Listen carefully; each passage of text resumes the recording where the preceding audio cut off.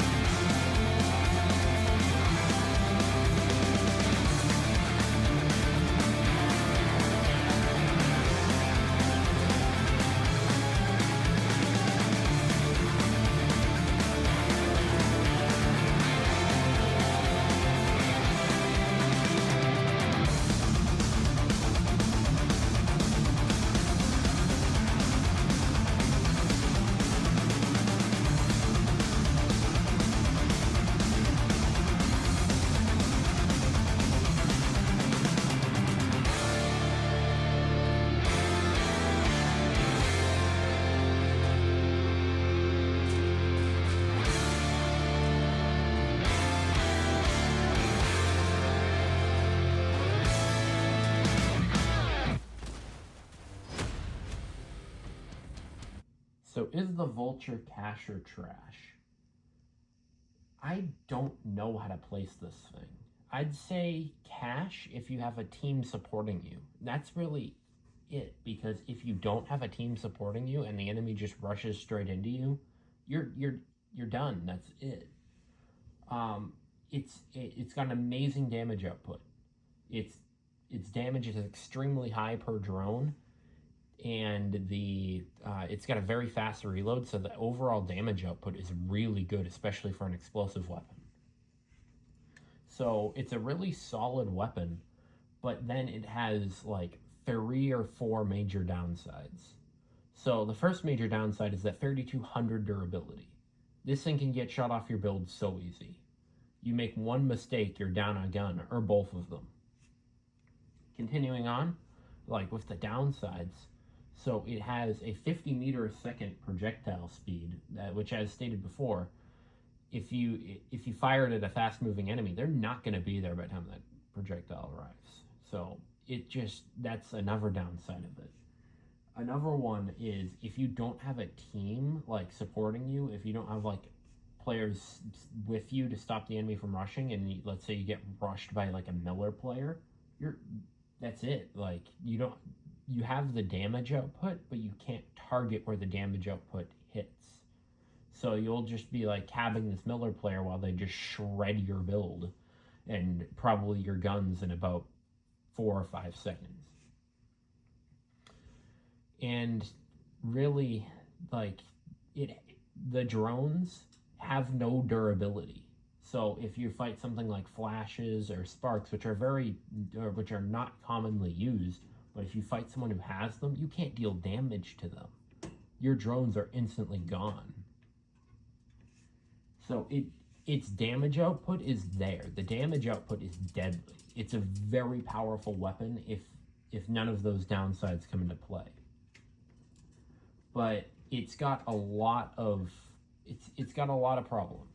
So if you can use that damage output to its maximum effect, I see this thing rip apart like teams. Like the damage output is really, really good.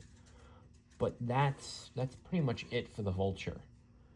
Please consider to like and subscribe. See you next time. Bye-bye.